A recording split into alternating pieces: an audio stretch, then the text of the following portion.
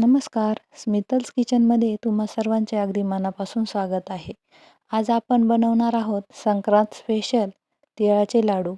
चला तर मग तिळगुळ घ्या, गोड गोड बोला अशी रेसिपी करत आपण आपल्या रेसिपीला सुरुवात करूया आणि झटपट असे छान तिळाचे लाडू बनवून तयार करूयात.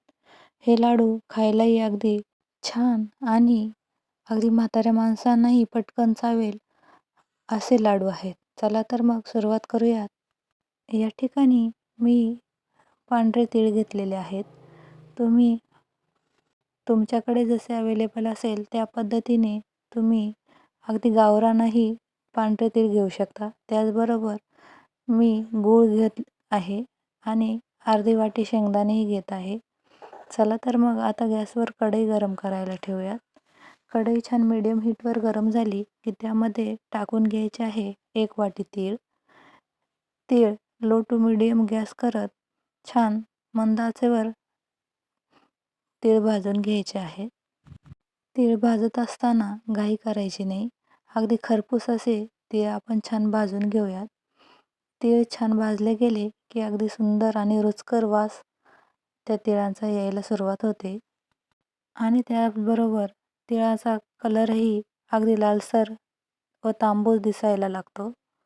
तुम्हाला यामध्ये दिसतच असेल की आपल्या तिळाचा कलरही आता छान बदलला आहे. चला तर मग आता हे तीळ एका डिशमध्ये काढून घेऊयात आणि गार होण्यासाठी 10 ते 15 मिनटं वेट करूयात. त्याचबरोबर आता त्याच कढईमध्ये अर्धा वाटी आपण शेंगदाणेही भाजून घेऊयात. शेंगदाणेही अगदी मंद आचेवर खरपूस भाजून घ्यायचे आहेत. शेंगदाणे भाजत असतानाही गॅसची फ्लेम अगदी कमी असायला हवी. त्याचबरोबर 2 ते 3 मिनिटासाठी शेंगदाणेही आपले छान भाजून तयार झालेले आहेत.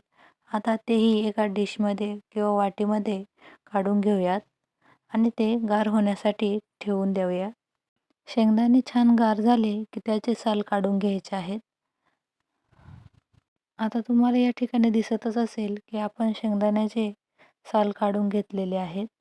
आता त्यानंतर एका मिक्सर जारमध्ये आपण सर्वात अगोदर शेंगदाणे टाकून घेऊयात. त्याचबरोबर भाजून घेतलेले तीळही यामध्ये टाकून घ्यायचे आहेत. तीळ खाली सांडणार नाही याची काळजी घेऊन आपण मिक्सर जारमध्ये सर्व तीळ टाकून घ्यायचे आहेत. आता तीळ टाकल्यानंतर त्यामध्ये 1 वाटी गूळही यामध्ये टाकून घेऊयात आणि छान मिक्सरला बारीक अशी पल्स मोडवर फिरवत छान त्याची बारीक पूड तयार करून घ्यायची आहे.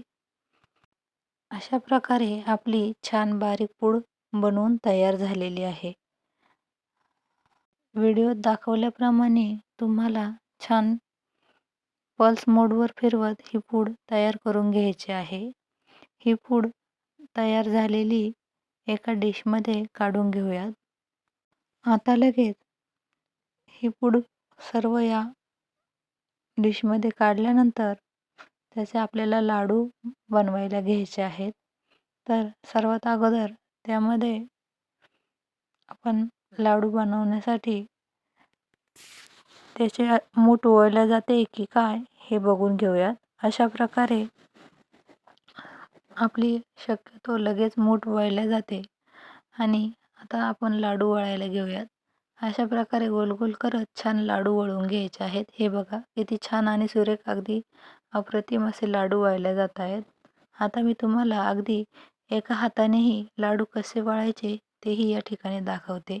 चला तर मग तुम्ही बघू शकता अगदी सहजरित्या असे लाडू वळले जात आहेत.